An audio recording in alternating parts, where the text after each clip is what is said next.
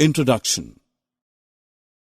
Your kitchen shelves must be neatly arranged with rows of food containers, mostly made up of plastics. Plastics have taken so much prominence in our lives now that we have replaced materials like aluminium, iron, steel, and glass with plastics. So let us find out more about plastics in this lesson, where you will study about the general properties of plastics and their importance in our everyday lives. Objectives. At the end of this lesson, you will be able to define plastics, define thermoplastics and thermosetting plastics, explain the characteristics of plastics and its importance in our everyday life, discuss the harmful effects of plastics on our environment. We get the name plastics because of their properties to be molded, cast, or processed into a variety of forms. It is chemically obtained mostly by synthesis of petroleum and natural gas. Like the synthetic fibers, plastic is also a polymer that is made by joining many small similar units. Do all the plastics have the same type of arrangement of units? No. Some plastics have a linear arrangement, whereas others are cross-linked. Have you ever observed what happens when a polythene bag is burnt? Yes, it melts and you can see its droplets falling off apart from the noxious smell it produces. Do all plastics melt upon burning? Let us find out. There are two types of plastics based on their reaction upon being heated. These are thermoplastics and thermosetting plastics.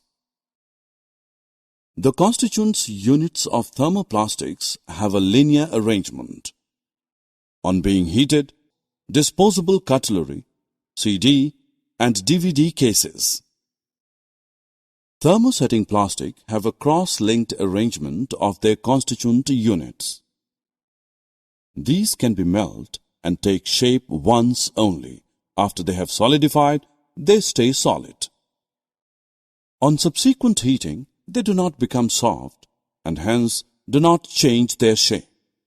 Therefore, these cannot be recycled. Bakelite and melamine are two examples of thermosetting plastics. The familiar electrical switches, handles of utensils are made of bakelite as it is a poor conductor of heat and electricity, whereas melamine is used for making floor tiles and kitchenware and certain fabrics as it is fire resistant. Why are plastics so widely in use? The plastic containers are mostly used for the storage of food grains, pickles, salt and spices, since these are relatively non-reactive and impermeable to moisture. Since plastic is a poor conductor of electricity, the electrical wires have plastic covering. Did you ever notice that the utensils which are used for cooking have plastic handles? Plastics being poor conductor of heat, we can therefore easily hold the handle of a hot utensil. Not even a single day passes when we haven't seen or used an object made of plastic. It has taken so much prominence in our lives due to a number of its properties which make it convenient to use. It is used as parts in airplanes, spacecrafts and cars due to its lightweight and strength. These are extensively used in the healthcare industry for packaging of tablets, as threads used for stitching wounds, syringes, doctor's gloves, and a number of medical instruments. Have you ever noticed the frying pan for cooking dosa? You would have seen a black coating on it. It is of Teflon, which is a special plastic on which oil and water do not stick. Thus, it is used as non-stick coating on cookware. You would be amazed to know that they are also fireproof plastics. Yes, the uniforms of firemen have coating of melamine plastic to make them flame resistant. Can we imagine a life without plastic?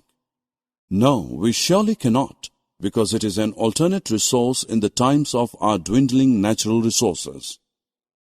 But what price have we paid for it? We know that plastic, being a synthetically derived substance, is non-biodegradable, since the enzymes required for its decomposition are absent in the decomposers, such as various bacteria and fungi. Thus, heaps of plastics are collected and dumped in landfills. They will stay there for several hundred years, releasing toxic chemicals into the soil and nearby water resources. Also, as plastics form a cover on the ground surface and are impermeable to water, the rainwater would not be absorbed into the soil, thus diminishing our underground water reservoirs. You must have seen cows struggling to take out food from the plastic bags thrown near the garbage heaps. They end up eating the plastic bags as well. It can choke their respiratory tract or form a lining in their stomachs, causing their death. On burning plastics, it releases toxic fumes into the atmosphere.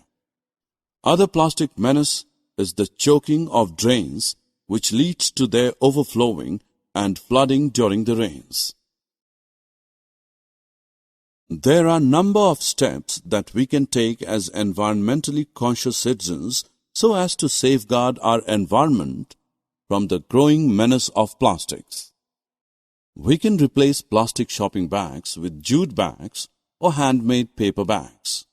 Instead of littering everywhere, particularly on roads, we should put the plastic objects in the dustbins marked as non-biodegradable, thus segregating them from the biodegradable wastes.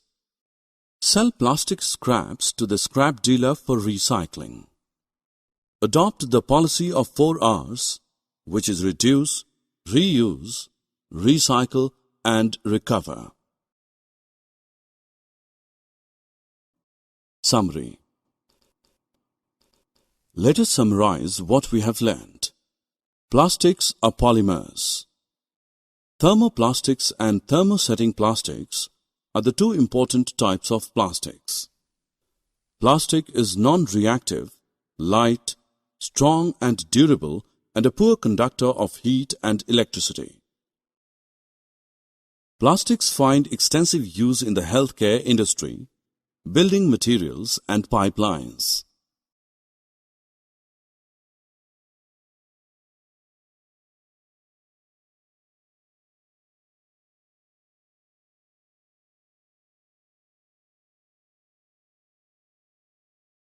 On burning, the plastics release poisonous gases.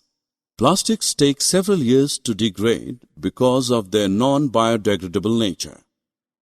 Adopt 4 Rs. Reduce, reuse, recycle, and recover.